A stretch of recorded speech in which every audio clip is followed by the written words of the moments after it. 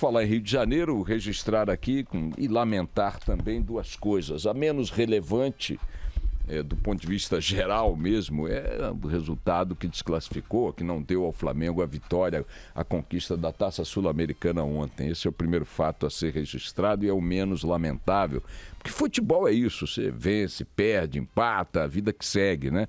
E o mais lamentável é mais uma demonstração de selvageria coletiva das torcidas organizadas. Ontem foi a vez do Flamengo escrever mais esse capítulo, acrescentar mais esse ponto, né, no cenário fora de controle da atuação desses grupos, dessas milícias uniformizadas, que se autodenominam torcidas organizadas. São, na verdade, grupos criminosos compostos por gente de atividade de delinquência em várias frentes, algumas delas, e não apenas no Rio de Janeiro, com indicações de envolvimento de grupos criminosos mesmo, armados, tráfico de drogas, matanças, etc. e tal, e que patrocinam aí não apenas esses espetáculos degradantes para os jovens torcedores, para as crianças e tudo mais, não é? Uma imagem negativa, mais uma imagem negativa do Brasil, em última análise, porque, enfim, mostra isso para o mundo, é uma coisa ruim. Não acontece só aqui, mas aqui tem acontecido com uma impunidade que assombra. Parece que a segunda torcida organizada com as mesmas características criminosas, delituosas, está usando togas, está usando uniforme de polícia, de delegados, porque os vagabundos, os bandidos são presos na véspera, passam poucas horas dentro das delegacias e são soltos para ir ao estádio e ao jogo de futebol, cuja atitude da véspera ameaçaram, cujas a paz ameaçaram, a serenidade ameaçaram, a normalidade ameaçaram, e como se nada tivesse acontecido. Anteontem à noite prenderam 51 das centenas que estavam fazendo atos de vandalismo em porta de hotéis na zona sul do Rio, com a pretensão de incomodar o time adversário do Flamengo, o Independiente da Argentina, e esses mesmos marginais estavam ontem na arquibancada do Maracanã ou do lado de fora fazendo tumulto, tentando entrar sem ingressos, ou depois do jogo depredando o estádio, quebrando equipamentos urbanos, partindo para pancada,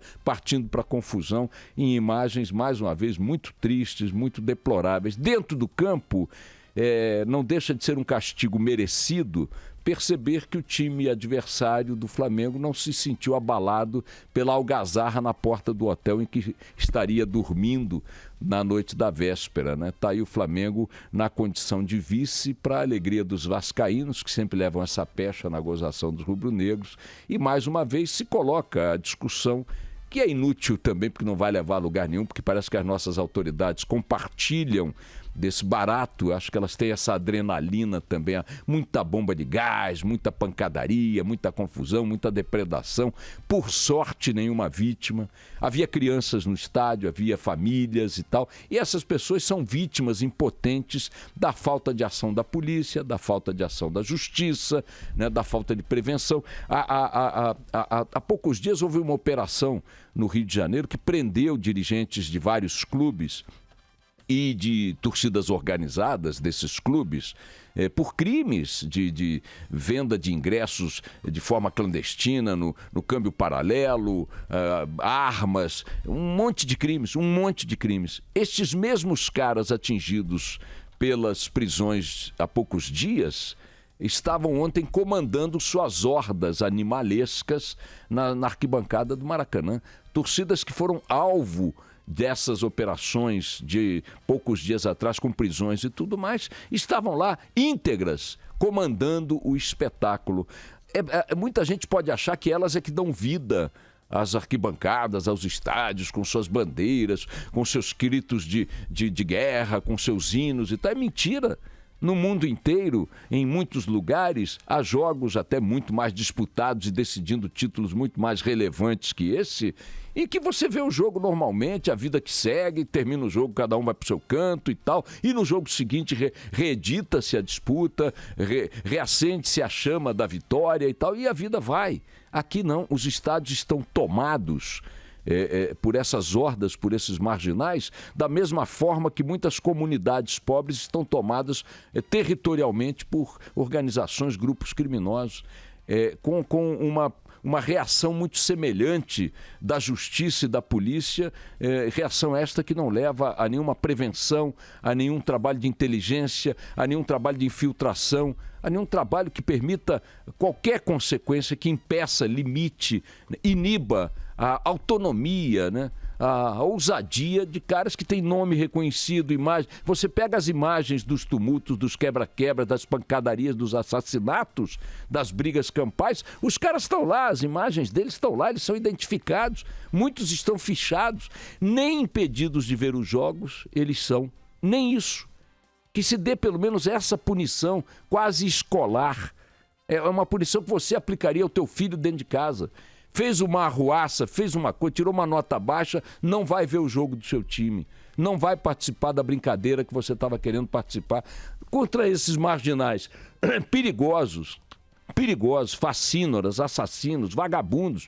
Porque para estar em porta de hotel durante a noite e madrugada de um dia de semana, o que é um cara desse? Que ocupação tem? E não acontece nada. E não acontece nada, é a crônica de uma tragédia anunciada. Lamentável que tudo isso tenha acontecido no Rio de Janeiro sem nenhuma consequência e que seja apenas, repito, mais um capítulo do domínio, do predomínio das impunes quadrilhas de torcedores organizados no futebol brasileiro. Isso a gente vê toda hora em todos os estádios, envolvendo todos os clubes, né? A cereja do bolo, me perdoem os rubro-negros, mas é o castigo da derrota. Bem feito e bem feito. Porque uma reação efetiva do clube, uma reação efetiva da nação rubro-negra contra esses vagabundos já teria pelo menos inibido alguma coisa. Isto sem colocar sobre eles a responsabilidade maior. Repito, continua sendo da justiça e da polícia que nada fazem. Lavam as mãos e lavando as mãos se acumpliciam com esse tipo de coisa. Queria fazer um rápido registro aqui para algumas coisinhas que estão aí no noticiário geral. O governo batendo cabeça ontem em relação à data de votação da reforma da Previdência, enquanto o Palácio do Planalto se empenha distribuindo verbas, cargos, favores, promessas, numa investida política que corresponde a 100% do seu esforço, da sua capacidade de mobilização, o presidente da República fazendo discurso, convocando o apoio de vereadores, de prefeitos, de empresários para pressionar deputados a votarem. Aí vem o líder do governo no Senado, o senhor Romero Suruba Jucá, e diz que não, a votação vai ser ano que vem. 2 minutos depois, o Palácio do Planalto solta uma nota dizendo que não é nada disso, que vai votar esse ano, que tem que aprovar esse ano, que a reforma é inadiável, bababi, bababá. E o que isso mostra, minha gente? Mostra duas coisas. Primeiro que, evidentemente, que dentro do próprio governo sabe-se que o discurso vota já, vota já, vota já. O próprio Rodrigo Maia, aliado do Planalto, tem dito que não dá ainda para botar na votação, que o quadro melhorou um pouquinho, mas não tem votos ainda, que botar a votação agora para perder é uma tragédia, não é uma tentativa, é um desastre, e agora o Romero Jucá dizendo a mesma coisa em relação ao adiamento. O fato objetivo me parece bastante plausível, prever que a reforma não vai ser votada este ano, portanto a principal bandeira do governo Temer malogrará na legislatura atual.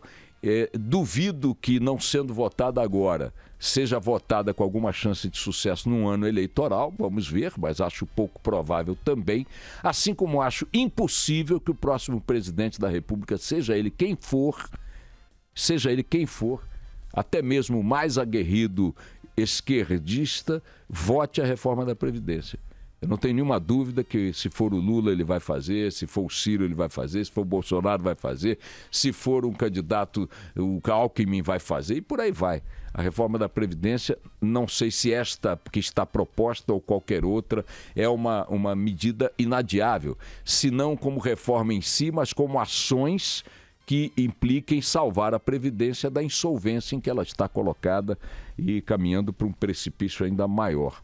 O outro fato que eu queria registrar foi uma declaração do Ciro Gomes, que repercutiu, tem reportagem do Ricardo Galhardo e do Tiago Faria na Folha de São Paulo hoje, em que o Ciro Gomes, candidato também à presidência da República, diz que justiça boa é justiça rápida, apoiando, a meu ver, com um argumento que vale para todo mundo sempre diz que justiça boa é justiça rápida, mas no caso do Lula, aplicado ao caso do Lula, este pleito de 100% dos brasileiros, especialmente os advogados, é um pleito que não soa bem no momento. Os lulistas e seus advogados acham que a celeridade do processo no TRF4, né, lá do Rio Grande do Sul, é o que vai julgar a segunda instância da prisão do Lula. Essa rapidez indica um viés condenatório. É importante chamar a atenção, o Pablo estava me mostrando isso, o UOL fez uma matéria hoje, outras já saíram com a mesma análise há algum tempo atrás, dizendo que a tendência deste colegiado, desta turma, melhor dizendo, do TRF4, que esses 3 desembargadores federais que vão julgar o Lula, a tendência histórica deles tem sido manter as condenações do Sérgio Moro.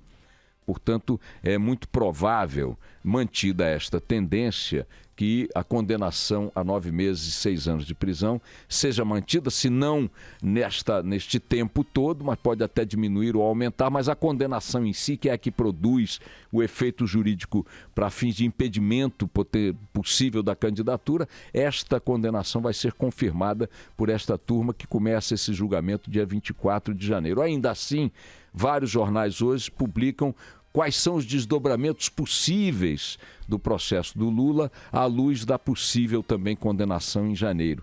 E ninguém consegue cravar um prognóstico fechado que afirme o seguinte: a condenação equivalerá à sua exclusão da disputa pelo Palácio do Planalto em 2018? Ninguém consegue afirmar isso. Há tantos recursos possíveis, há tantas hipóteses jurídicas em discussão, há tantos caminhos oferecidos numa leitura e não em outra, para que Lula continue disputando, almejando a disputa como candidato, que ninguém consegue dizer se esta condenação terá o peso de sua exclusão da disputa eleitoral. Portanto, vamos permanecer ainda nesse limbo aí por um bom tempo, né? E o Ciro Gomes, com essa declaração, aprofunda, de certa forma, pelo menos no momento, a impossibilidade de vir a ser o candidato, na ausência de Lula, que seduza o eleitorado do PT, porque tudo indica que Lula, saindo do pleito, o PT lançará, muito provavelmente o mais tarde possível, para obter o maior impacto possível, um candidato substituto, um poste, né, para ser eleito com a mística do Lula, a força eleitoral do Lula e tudo mais, ou melhor, para disputar a eleição com essas forças, né? E, finalmente, um registro muito rápido para o melancólico e bastante previsível desfecho da CPI da JBS no Congresso Nacional. Essa CPI foi uma vergonha, como tantas outras CPIs aconteceram. Ela tinha a pretensão, segundo o seu próprio enunciado, de investigar no prazo de 120 dias, prorrogáveis por mais 60 dias, irregularidades envolvendo a JBS em operações realizadas com o BNDES entre 2007 e 2016.